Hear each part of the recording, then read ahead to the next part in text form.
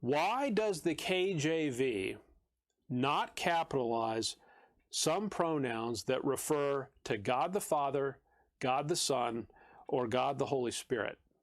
Is this an error? So let's think about that. Let's think about that together.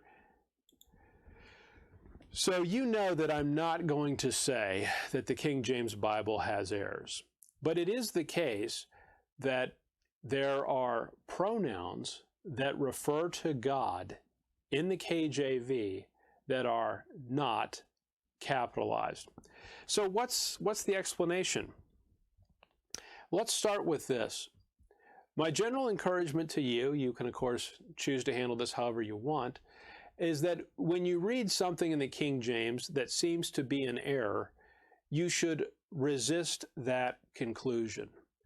It's far more likely, in fact, it is certain, that it's not an error, but there is an error in your thinking. In other words, there's something that we're not understanding if we think that the King James has an error. And so the simple explanation, I'll give you the conclusion up front and then I'll show you this.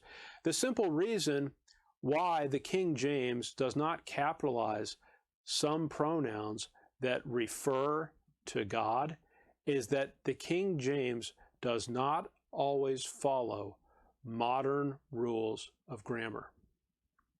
It simply doesn't.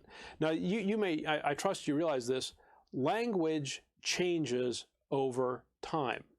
There are words that become archaic. They're not bad words. They're not wrong words. They're simply words that we stop using, and so the words become archaic. The language has changed.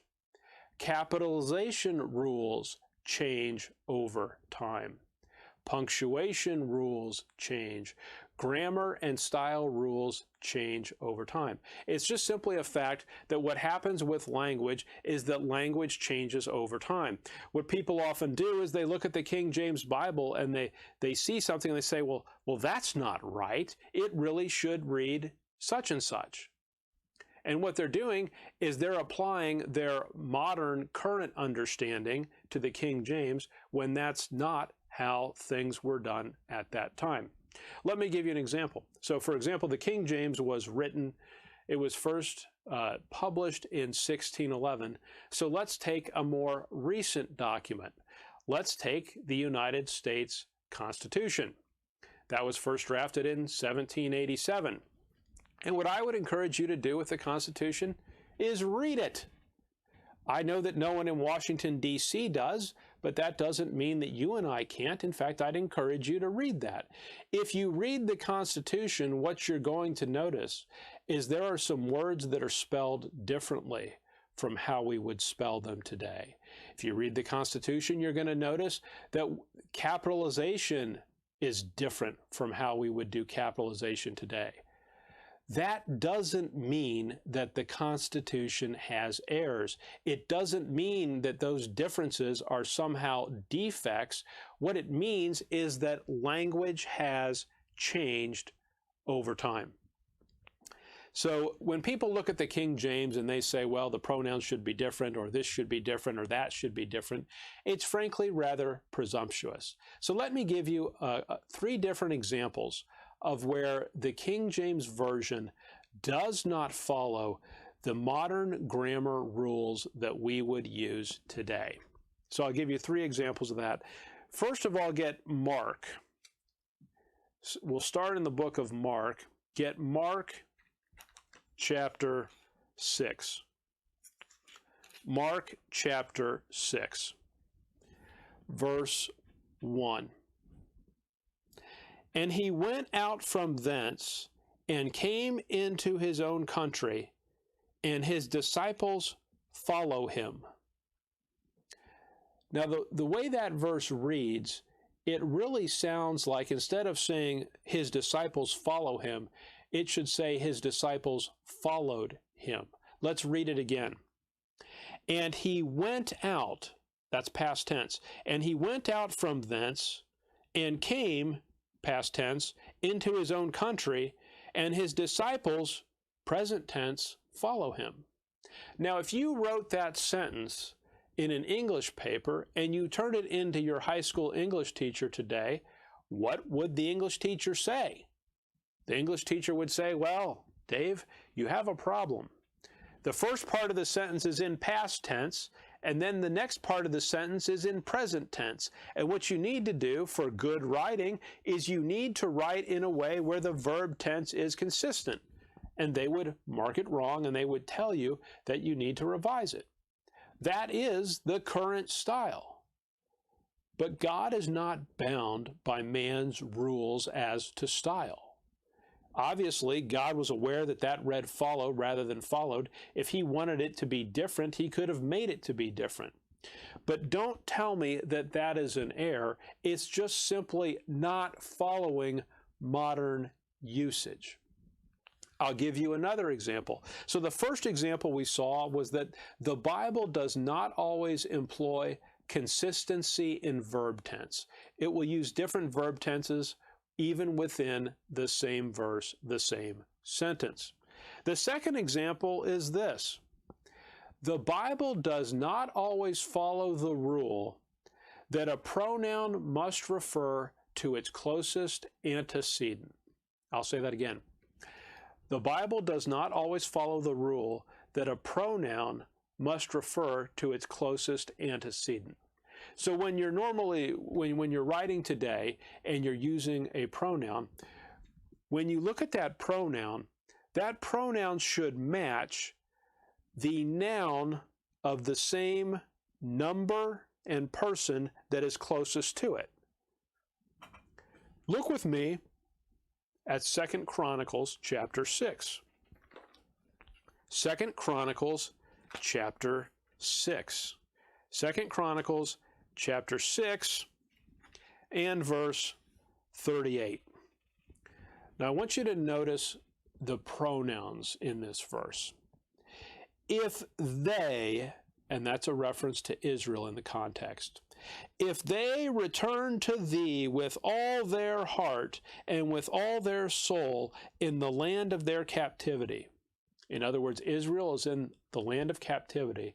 And what 2 Chronicles is saying is if they return to God with all their heart. But then notice the next part of the verse. And let me just read it all together. If they, that's Israel, return to thee with all their heart and with all their soul in the land of their captivity, whither they have carried them captives. The they have carried them. The they is the Gentile nation.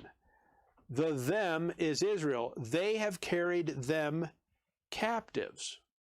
So the they at the beginning of the verse is about Israel, but the next they changes from Israel to Israel's enemies with no indication.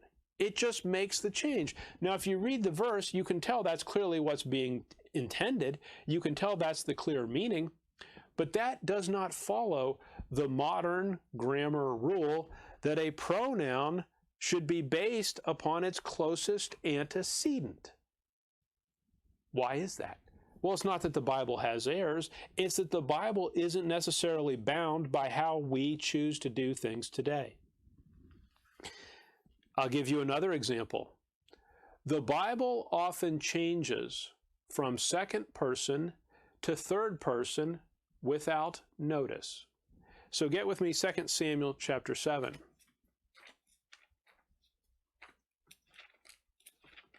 2 Samuel chapter 7 and verse 23. And what one nation in the earth is like thy people?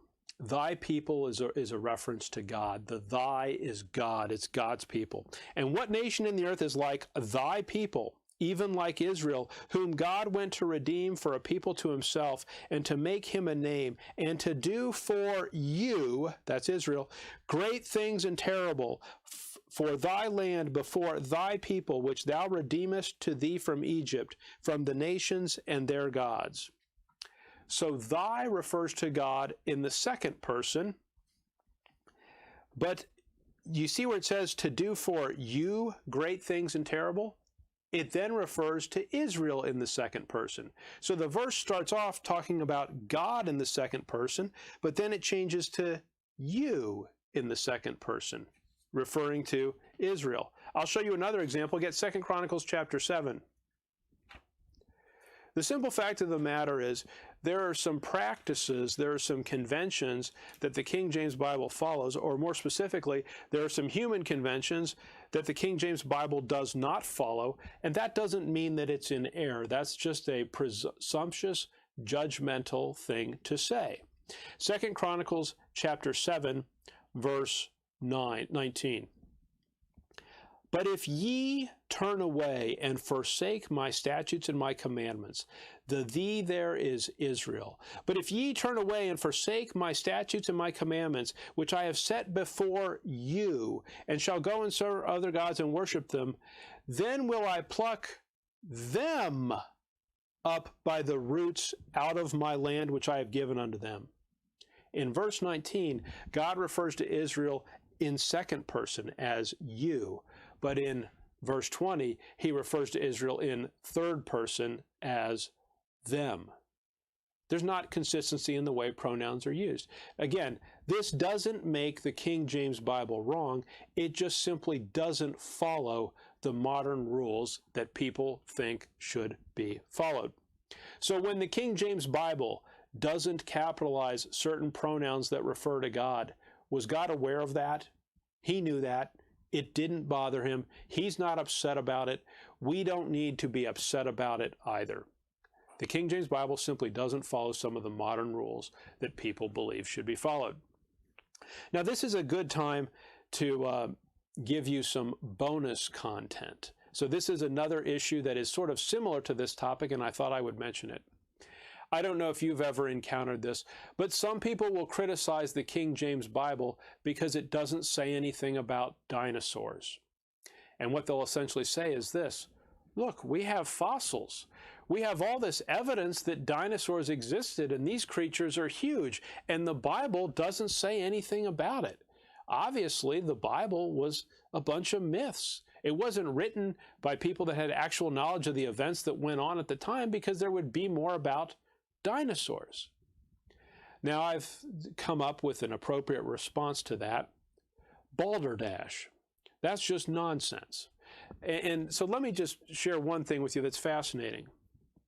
You do know that the word dinosaur was invented in 1841. So when people say, well, the King James Bible doesn't mention dinosaurs,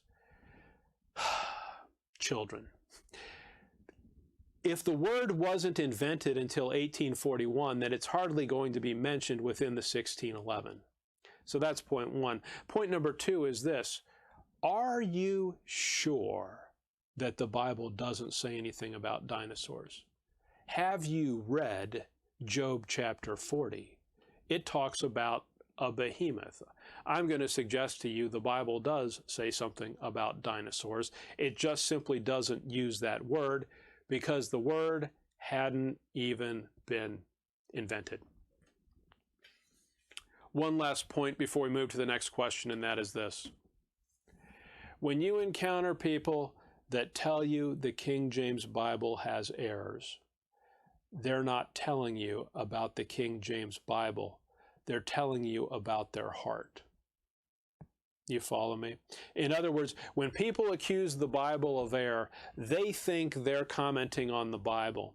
No, they're not commenting on the Bible. They're revealing the inward state of their heart is what they're doing.